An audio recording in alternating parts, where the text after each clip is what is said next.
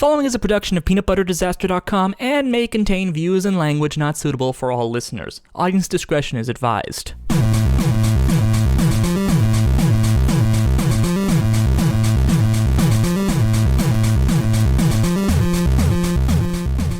Hello and welcome to Season Pass, the original podcast all about TV shows that lasted one season or less. Today we're discussing arguably the most disappointing buddy cop series of all time, Ambrose and the Bitch.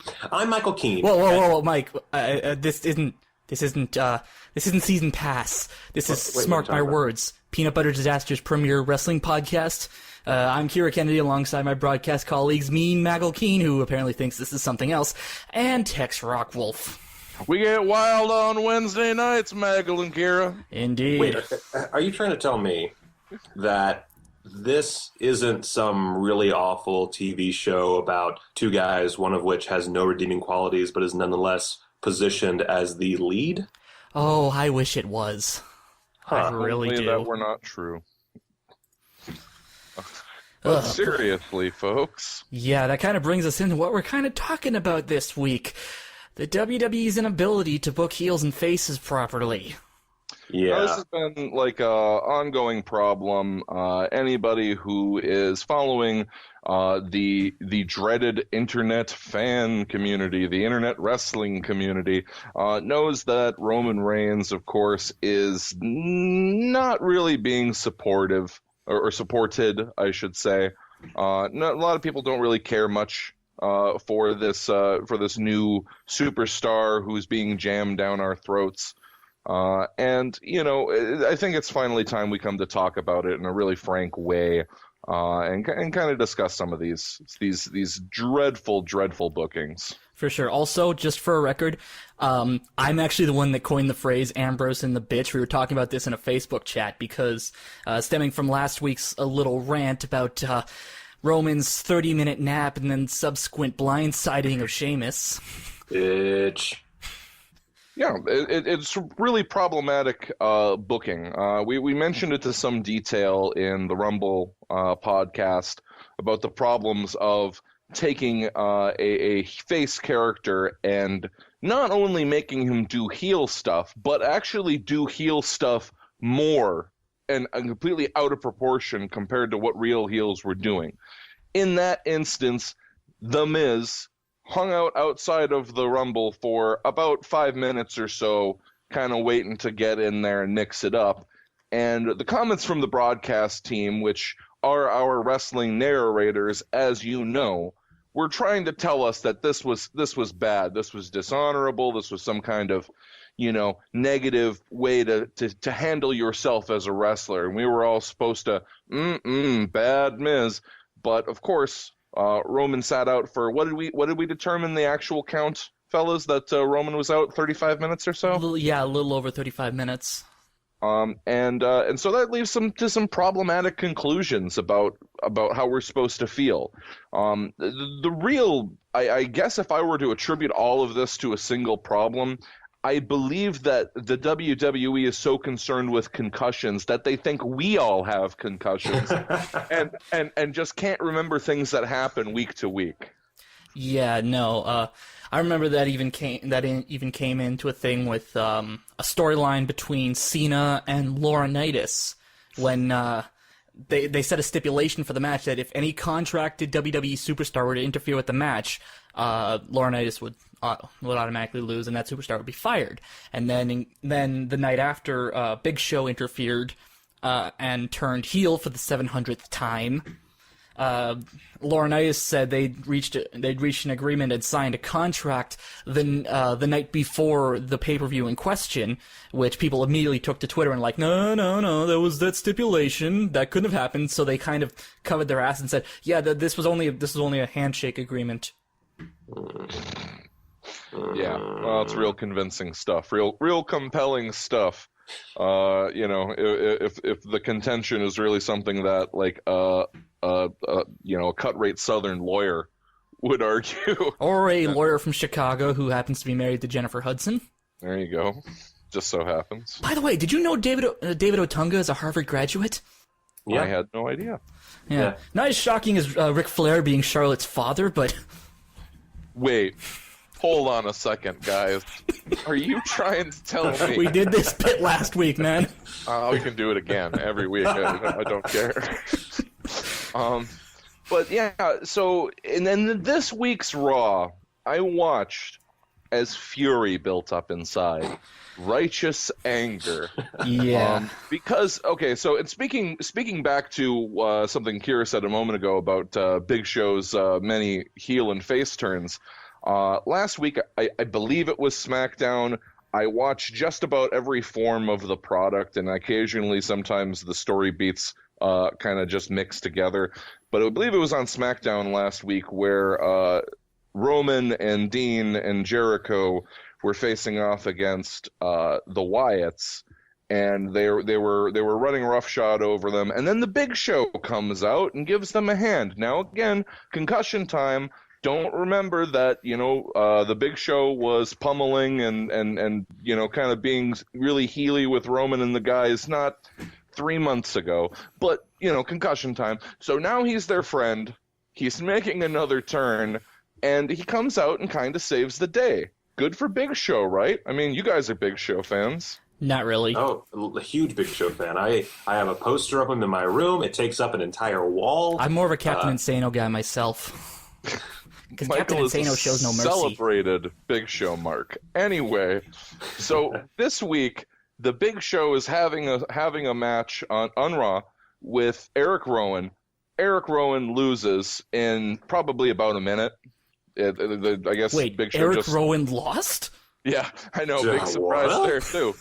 But then the Wyatt family just give him a serious pummeling. They're giving him a hard time. They're beating the hell out of him, and I'm waiting, and I keep on throwing my hand like in the air, like I'm making a call, and there's Roman and Dean, and there's Dean, and there's Jericho, and there, you know what I mean? I'm just waiting and waiting and waiting, and I realize it's not gonna happen. These guys who owe the lack of a more severe beating to the Big Show last week, not one of these supposed faces, these heroes, not one of them could come out and save the Big Show. Yeah. And it was just horse trash. Well, it goes into that, that's happened a lot. It's happened a lot revolving around Roman Reigns and Dean Ambrose. There were times when Ambrose would be getting beat down, Roman or the Usos wouldn't be coming in to help, or Reigns would be beaten down.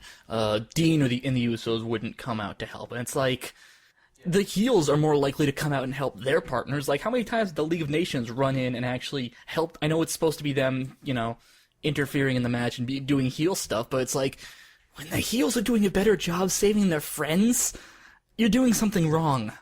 Yeah, they're positioning Ambrose and Reigns as brothers, blood brothers, obviously. And, of course, the Usos are his cousins. Are they actually his cousins, or is that kayfabe? Yes, that's legit. Okay, because I know The Rock and him aren't really related. Yeah, no. But, okay. Well, anyway. they're related through the whole Anoa'i connection. Yeah, but that's a blood whatever. connection, too, not an actual family connection. All that bullshit. Okay. I don't care about your culture. So they're positioned as brothers, and the best of friends. They go out and they get milkshakes together. They share the same straw. But you can't have them help each other 9 times out of 10. And then when they're together and they're being this face team, look, I get that it used to be that baby faces could be these kind of dickhead characters. But even then, when, we were in the era of Steve Austin and things were a bit gnarly, even then you had a sense of, okay, these guys are going to do what's good. Now they might, beat up somebody more than they should, but they have a sense of honor to them. Yeah. And here we have Roman Reigns. I'm going to set aside Dean Ambrose because Dean Ambrose, he's crazy. He can do what he wants. Roman Reigns, this guy who there's no innate respect for. Like, a lot of wrestlers, they come from an indie background. They've worked their way up through the ranks for years to get into the WWE. This is their big break. I mean, look at AJ Styles. It's taken him fucking 100 years. And here we have this football player who couldn't fucking get that right. And he finally takes his big break with the WWE and, gets into this role that he had no interest in several years ago, and is just sort of given this throne to sit on. And he's going to be the big baby face. He's the next John Cena. Well, you know what? The difference between Roman Reigns and John Cena is John Cena actually fucking worked for it. And I could actually, and, John Cena, he started off iffy, became a huge deal, and then dropped back down, but now he's coming right back up as far as fan opinion goes. For sure. I cannot see a fucking day in the future when anyone gives a flying fuck about Roman Reigns. And it doesn't help that the guy can't even fucking get the behind-the-scenes shit right. I mean, just look at that interview he did last year with Sam Roberts. This guy has no sense of himself, of his character, and neither does the WWE. So I'm just flabbergasted that this is the guy that we're supposed to tout as the big daddy of them all. This is going to be the one we remember from, the 2010s. He's going to be the Hulk Hogan of the time, the John Cena of this time. I just have to say no. How? How can he be that person? I mean, don't get me wrong. You guys know I respect Vince McMahon. I'm a Vince McMahon apologist in many ways. But as much as I want to give him credit and assume that in his lifetime of being a promoter, and not just any promoter, but the most successful promoter, I have to assume that he sees something in this guy that we just can't. But the other part of that equation is he really needs to show us what he sees, because no one is compelled. I have only ever met children Roman Reigns marks. Those are literally the only people who are on board with this. Well, you see, well, Tex, it's the not thing just is, children. There are. What Vince? Oh, sorry. Well, what Vince sees is Roman coddling his balls just right. You see, most wrestlers can't really get the coddling the balls right. They suck it just fine. They wrap their tongue around the head. It's all great and dandy. But then when they get their hands to the balls, they just can't figure it out. And Roman really This is why we have has, the disclaimer, folks. Massaging hands. His hands are like a baby's ass. They're just soft and nice against Vince's wrinkly balls. We laugh, but you have to sit and wonder what's going on in Vince's office. If, despite all reason, an apparent lack of ability, and look at The Rock, look at Stone Cold. I mean, granted, Stone Cold grinded for years trying to get his push forward. The Rock, when he debuted, when he did his Rocky Maivia gig, people hated him. Just hated him. And he was supposed to be a super face, because he had the whole lineage and everything. I mean, as much as I don't want to admit that there's a lot of parallels here between The Rock and Roman, because it makes it almost sound like The Rock could probably turn out the Roman could turn out like The Rock. But there are two people who are chosen, designated to be sort of face characters, and the people are revolting against it. From day one with Rock, from day one with Roman. I mean, granted, I guess when he, as a solo guy, he was over as a member of the Shield, granted.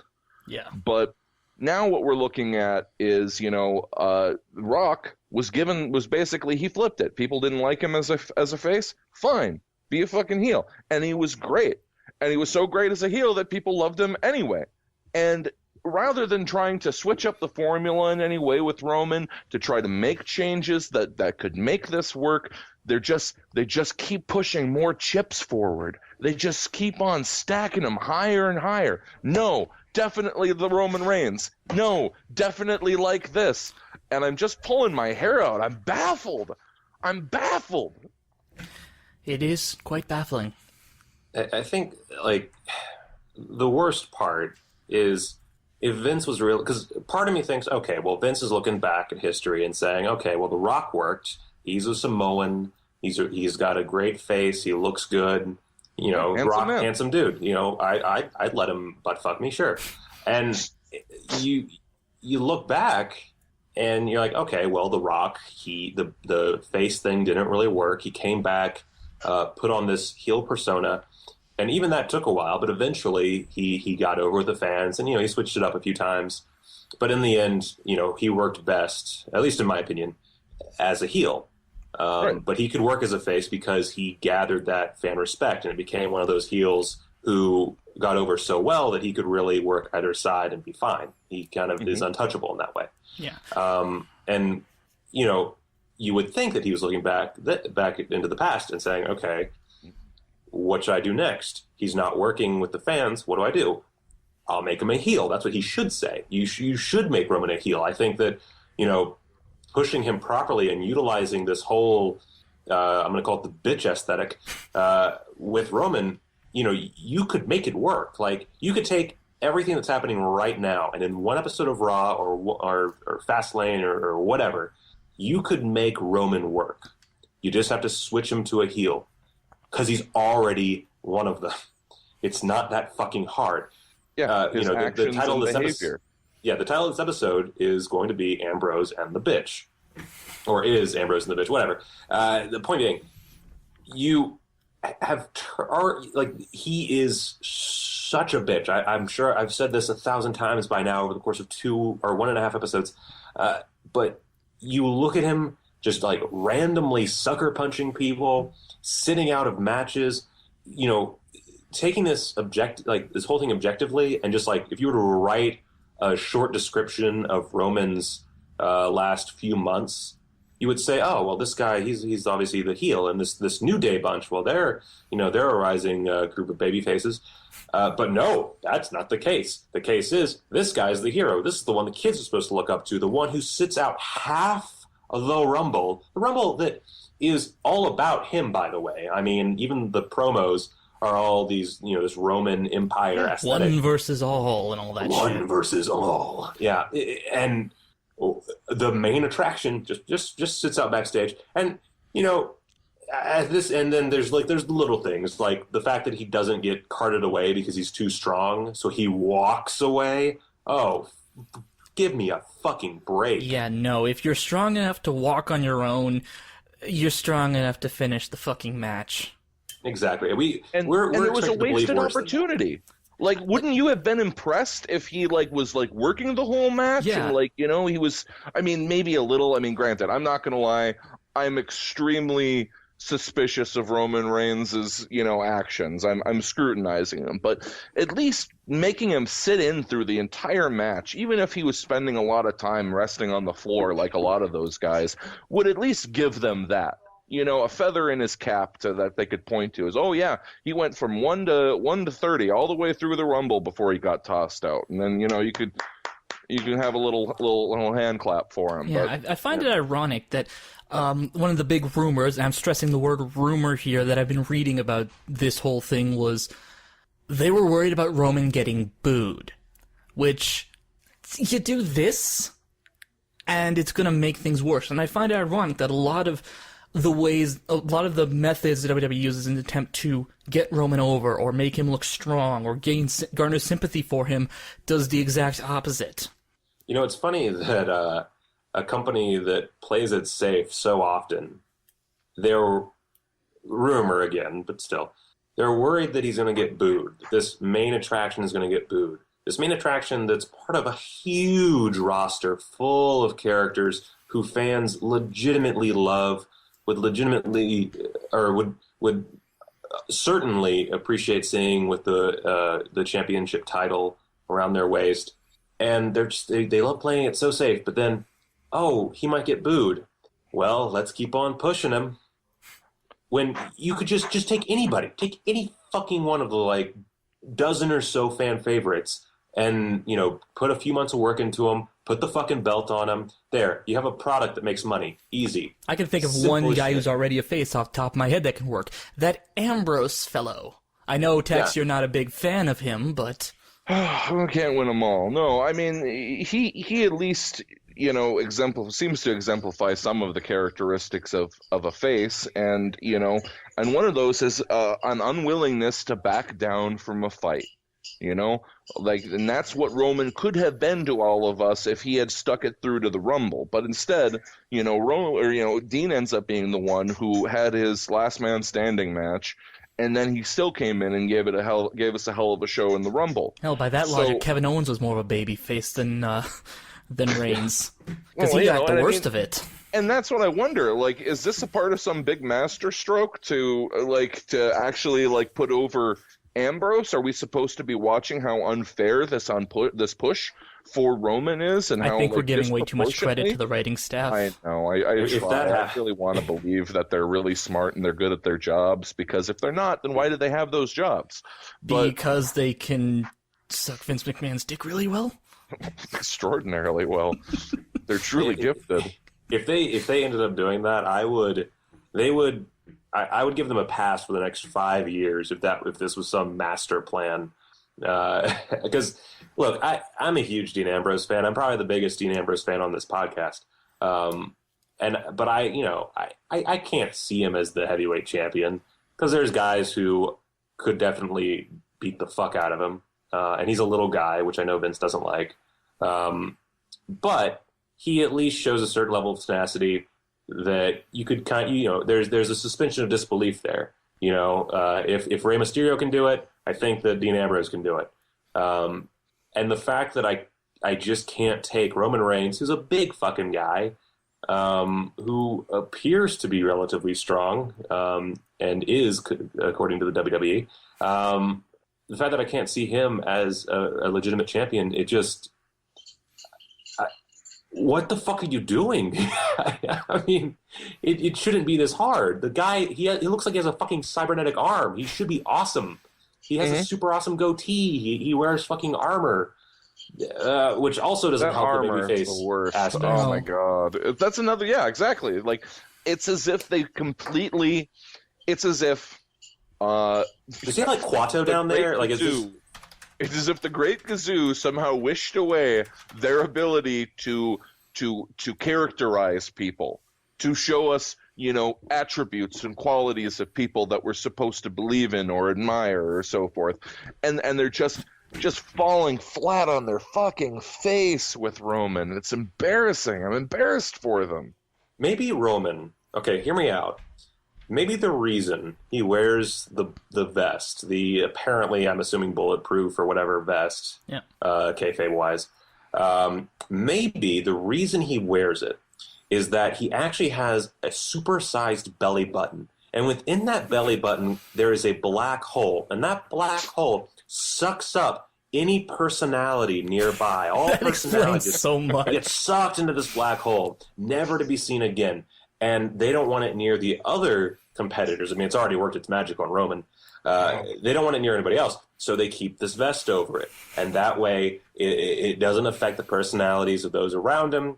And I don't know, in order to keep it on, he has to be champion or something. I don't know what logic is beyond that. But like, there has to be some reason. That, or he just has an ugly, he has an Audi. I don't know. But I mean, that's another. It's ultimately ends up being another heel characteristic. Somebody who's like going beyond the normal terms of competition. In this case, wearing armor, which is really unorthodox. I mean, of the list of competitors or fighting arts practitioners that wear armor, the top of the list is not wrestlers. Like, it says that bold print with stars and, not wrestlers. But well, it's funny you're mentioning the armor and stuff, because I remember I read this article a while back on one of the many wrestling websites I frequent of a list of methods that a Reddit user had actually compiled of methods how the WWE has tried to get Reigns over. Mentions how he was always the hot tag in the Shield. He rarely took the pinfall. He broke the all-time Survivor Series elimination record, the all-time Rumble elimination record, the single Rumble match. He was the only one out of the Shield to retain the theme song, the look, and the entrance. It's just... Yeah, when you actually stack it up and you call out all the ways that they've tried to do this, all the effort and all the time and all the money, and now I'm starting to wonder if it literally is just like a money pit scenario, where they feel like they've wasted too much time, invested too much story, too many episodes, too many pay-per-views, everything on putting Roman over. And if we don't get him over now, then we'll all look foolish, and we'll so we have to keep going. It's just like it's a march over the cliff because we can't turn around now. This actually reminds me of which pay-per-view was it where he beat the fuck out of Triple H? TLC? Yeah, it was TLC. Okay. This reminds me of the feeling I had after watching TLC, and it ends, and I was fucking giddy as a schoolgirl. I was jumping up and down. I had my hair in pigtails, and I was so excited because holy shit, they finally did it. They turned Roman dark. This is how you get him over. I was so happy because the way I saw it, like the little booking station in my mind was like, okay, so he's beating up Triple H. He's gone against the entire corporation, but he's done it in the most heelish way possible. He sucker spears, I guess, Triple H, and he's going to become this like new dominant heel force that's greater than the authority. This sort of anarchist force. And they're going to have to do something like, maybe Dean Ambrose will have to go up against him as the new babyface, or some other babyface will have to go up against him, but he'll be the big heel. That was my immediate thought. So that, that's the smart booking. And, in that case, the money wouldn't be wasted. In that case, you would have built up the ultimate heel in the WWE. He wouldn't be the babyface we all remember from the 2010s. No, he would be the ultimate heel force that we remember from the 2010s. He'd be like some weird, talky Kane. Well, he'd be like Kane, but a good. You get what I'm saying? Yeah, absolutely. No, I was really excited about that moment too. I legitimately cheered, like sitting here in my home watching the pay-per-view. I legitimately cheered out loud for Roman Reigns. I was embarrassed. I looked around. I was like, "Did anybody see me do that?" No. And I said earlier in this podcast that I could never see him going over, and that was in relation to him being a babyface. I take it back somewhat. I can see him going over a few months ago. Now I can't ever see it. Now it's just all fucked. But a few months ago, it could have been the greatest heel turn of all time, or at least right up there. Are we talking about like around Survivor Series that point? Because that was the big rumor that either Roman or Dean was going to turn heel that night. And that would have worked. I think that if they had just taken the TLC ending and followed through with it, the next night on Raw, he's, some benevolent force, and he maybe turns on an old compadre of his or something. Whatever. It doesn't really matter. The idea is there, and if WWE, I'm going to assume it's Vince. I'm sure someone in creative had this idea. I'm not a fucking genius, and it's not a fucking genius idea. I'm sure at least one person in creative had this idea, but then of course Vince threw him out the window, Trips or whoever, where it's like, nope, that's not going to happen. No, I don't mean just threw the idea out the window. I mean threw the writer out the window. Probably they don't like their writers. You want lunch and you want him to turn heel or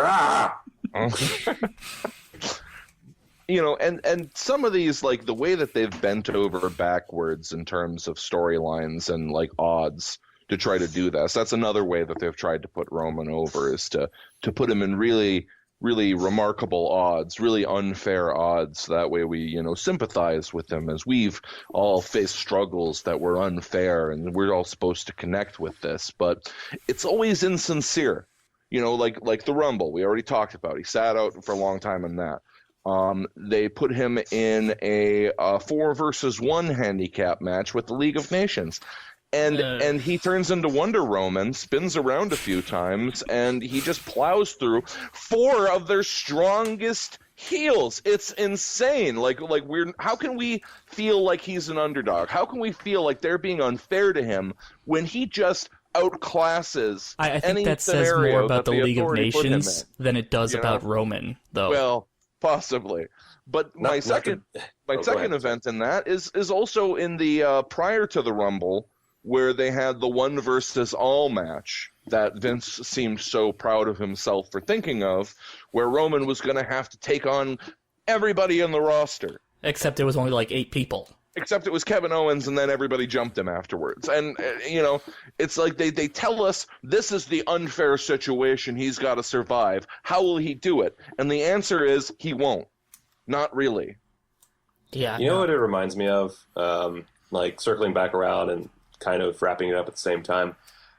Whenever people fight Roman Reigns, anybody, doesn't matter who, and he has his armor on and he has his sort of written luck, it reminds me of that part of Friday the 13th, Part 8, Jason Takes Manhattan, seminal classic that it is.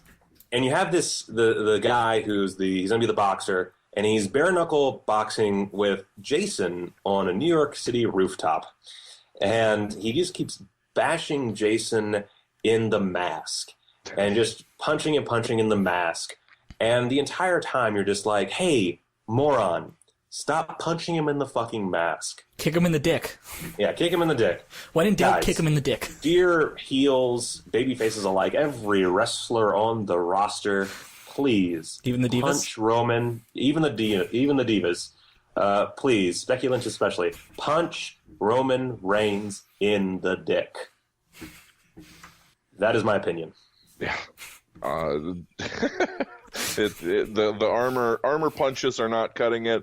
I do not believe when you smack Roman in the midsection with a chair. I do not believe that hurts him. And he's just too protected. No. Hit him where it hurts, boys and girls. Literally and figuratively too protected. Yeah. Well, I'm surprised he has a child, considering how protected he is. Well, that about sums it up, I'd say. Yeah, for sure. We don't like Roman Reigns. That's this entire episode. Yeah. Well, for one, you know what? Maybe that's a next time thing. I was going to mention like how the New Day are booked as better faces than Roman in general too. Like, Oh yeah, absolutely. Or They're the funny, they're insanity, over. or pander the to the insanity crowd. of trying to make us like Roman and Dean by putting them against the New Day, which everybody loves. It's just like on the last episode of Raw where they had their fight against them. They're just every time Roman's getting in a hard shot, I'm hearing boos, with a few high pitched children and woman voice cheers mixed in. Yeah, And I'm it was sorry, a but good when a match, trombone is more over than the guy who's supposed to be your top face, you have a problem. I would love to see the power rankings online where Francesca 2 is above Roman Reigns. It was a good match on Raw. And I like that Dean won, but I feel like that was just like the second he did, I was like, oh, they want us to feel better about Roman winning at the at WrestleMania, or Fastlane, don't they? Yeah. And the fact of the matter is, Dean is just there to take the pinfall. Yeah, absolutely. I hope not. My hope is that this is the beginning of a Roman and Dean feud. Stephanie has planted the seed. Stephanie was kind of just working on him a little bit, saying, suggesting that maybe they're not going to be as brotherly as they're acting like they're going to be, and hopefully the seed will flourish. Hopefully, but doubtfully. But with all that, if you would like to follow us on social media, I am on Twitter at KiraKennedyHNR, Tumblr at KiraKennedyHNR.tumblr.com, and because I couldn't get to it in time, Facebook.com/KiraKennedyReviews. And I am Michael Keane on Twitter, all one word name. Follow me, I guess, bitch. And I can also be found on Twitter at TRockwolf, and you can also find my currently in the hiatus program, The Rockwolf Files, on Facebook by searching The Rockwolf Files, like the Rockford Files. And of course, we actually have our own official group, Twitter and Facebook page now. You can follow us on Twitter at PBDSmark, SMARK. And we are on Twitter, on Facebook. I already plugged the Twitter, god damn it. We're also on Facebook at facebook.com/pbdsmark, or if you're just searching for us there, it's Smark My Words Podcast. So until next time, this is Smark My Words, and thanks for listening. Ambrose and the bitch. Ambrose and the bitch. One is a champion, the other one's a bitch. Ambrose and the bitch. We're so gonna fade that out.